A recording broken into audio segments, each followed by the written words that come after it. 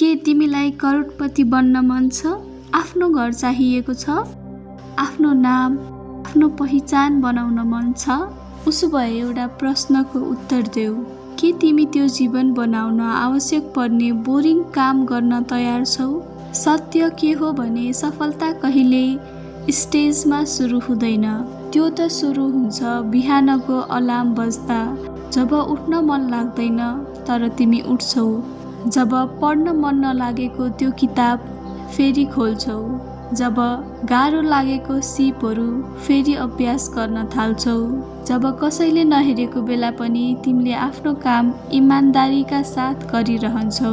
यी सबै कामहरू रमाइला नहुन पनि सक्छन्, रोचक नहुन पनि सक्छन्, तर यिनै बोरिङ दिनहरूले भविष्यमा असाधारण जीवन बनाउँछन्।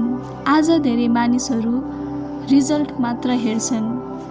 उनीहरू सफलताको फोटो देख्छन्, बितेको हजारौं साधारण दिनहरू देख्दैनन्।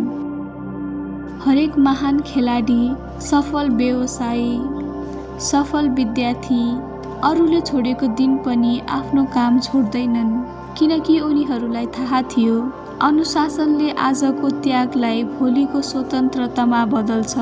यदि तिमीले साँच्चै आफ्नो सपना पूरा गर्न चाहन्छौ भने ठुलो अवसरको प्रतीक्षा नगर। आजको सानो दोहोरिने बोरिङ कामहरूलाई सम्मान गर। तिमीले चाहेको जीवन कुनै जादुमा लुकेको छैन, त्यो त आज तिमीले बारम्बार गर्न नचाहेको कामको पछाडि लुकेको छ।